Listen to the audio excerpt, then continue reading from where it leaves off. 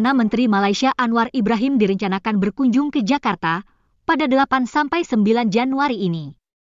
Ia akan bertemu dengan Presiden Jokowi untuk membahas kerjasama antara kedua negara.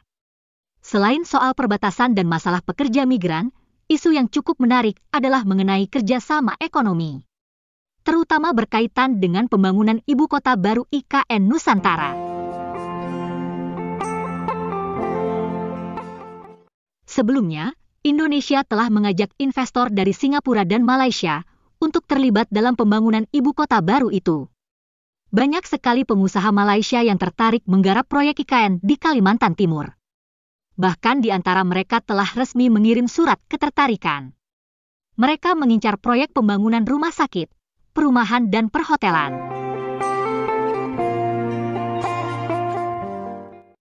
Dalam pemberitaan yang lain, ada juga pengusaha dari Sabah yang tertarik pada bidang pertanian di Kalimantan Timur. Selama ini, pembangunan IKN memang menjadi isu yang hangat di Malaysia, terutama di Sabah dan Sarawak. Sebab, kedua wilayah ini berada di pulau yang sama dengan IKN Nusantara. Para pengusaha Sabah dan Sarawak tampak berminat pula untuk ambil bagian dalam proyek ini.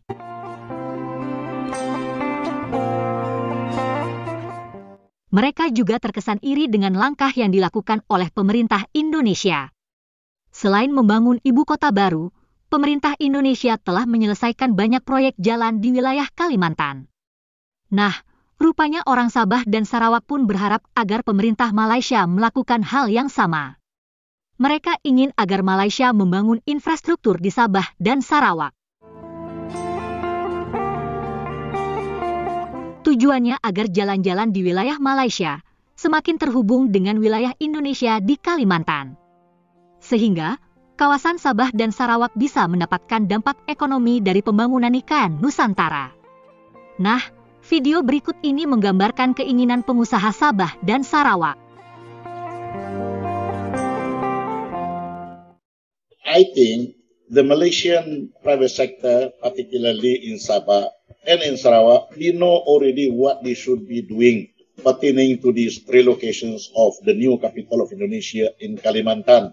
What remains to be done actually is the function of the government. If we want to be a real facilitator, makes easier for those private sector to do business, then we must do the infrastructure. On the side of Kalimantan, Indonesia, they have already done 1,700 kilometers of road that has been tar, sudah disemen. Sementara kita belum lagi dibuat. So this is an opportunity for the Sabahan politician, Sabahan government in the Malaysian, particularly the Putrajaya leaders, to think outside the box. If assuming that the federal government cannot afford to give us allocation to do this infrastructure, then let the Sabahan government raise its own fund from outside. We must not just talk. We must make it easier for the private sector to perform their role. And our role is to implement infrastructure. Seriusnya minat pengusaha Malaysia dalam pembangunan IKN itu juga terungkap dari pendapat pengamat dari universitas di Malaysia berikut ini. Mahathir hanya dekat dengan Pak Harto, itu kan karena sama-sama pemimpin negara ya. Tapi kalau Anwar dalam perjalanan politiknya dekat dengan Indonesia, saya meyakini bahwa dia lebih banyak berdialog dengan elit-elit politik di Indonesia. Jadi artinya seiring dalam konteks ASEAN, saya rasa tidak akan berubah, bahkan Malaysia akan menjadi supporter yang menjadi peranan besar Indonesia. Selama ini Indonesia begitu dominan ya, dibanding negara Asia Tenggara, Indonesia paling dominan di rantau politik internasional. Dalam konteks ekonomi, yang menarik, ada student saya yang bekerja di MITI. MITI ini Malaysian International Trade ya. Jadi Kementerian Perdagangan Internasional lah ya. Itu sudah merencanakan tengah mengumpulkan peluang-peluang kerjasama dengan pemerintah Indonesia dalam konteks IKN di Kalimantan. Ini sudah dirancang dalam beberapa bulan terakhir ini. Bahkan saya mungkin diundang bulan depan ini untuk ke MITI berbicara tentang IKN, karena memang MITI serius sekali untuk berperanan berinvestasi di IKN, khususnya dalam konteks kedekatan dengan Provinsi Sabah. Ya, di mana waktu IKN diumumkan itu kan ada 30 politisi. Sabah.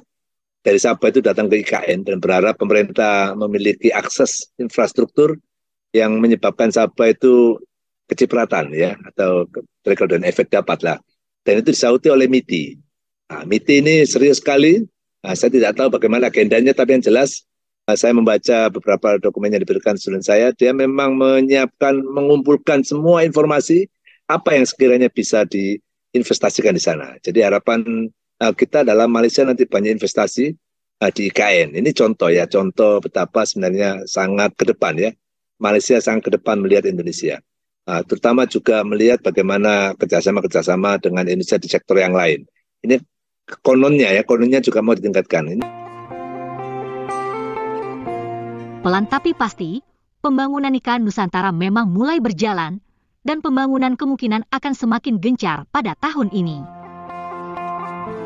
Pembangunan ibu kota Nusantara akan dilakukan lebih masif sejak awal tahun ini. Salah satunya akan dimulai dari pembangunan permukiman. Misalnya land clearing, land development, itu akan kelihatan gimana kita meratakan beberapa tempat, kemudian nanti cut and fill-nya diatur gitu ya kan, kita membangun sesuai dengan alam. Jadi nanti tidak semua kita hajar gitu untuk dipotong, tapi juga kita sesuaikan. Nanti akan mulai kelihatan misalnya sumbu kebangsaan itu seperti apa. Ada jalan di barat, akses timur, kemudian ada misalnya di situ mulai kita lihat istananya seperti apa. Wakil Kepala Otorita Ibu Kota Nusantara atau IKN, Doni Rahayu mengatakan, saat ini sudah ada komitmen investasi sebesar 41 triliun rupiah untuk pembangunan IKN. Komitmen tersebut berasal dari 3 pihak investor, yakni Sumarekon, Konsorsium Investor Nasional, dan Korea Land and Housing. Selain ketiga pihak tersebut, ada sejumlah investor lain yang masih mengantri untuk bisa berinvestasi di IKN. Namun, mereka belum mendapat surat izin prinsip investasi dari pemerintah.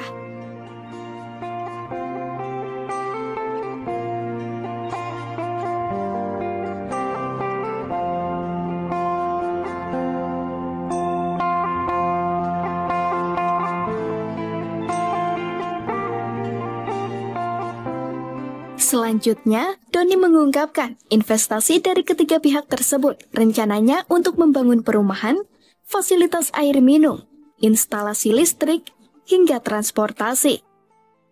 Kemudian investasi selanjutnya akan digunakan untuk membangun sekolah, fasilitas gaya hidup, fasilitas keluarga, hingga taman.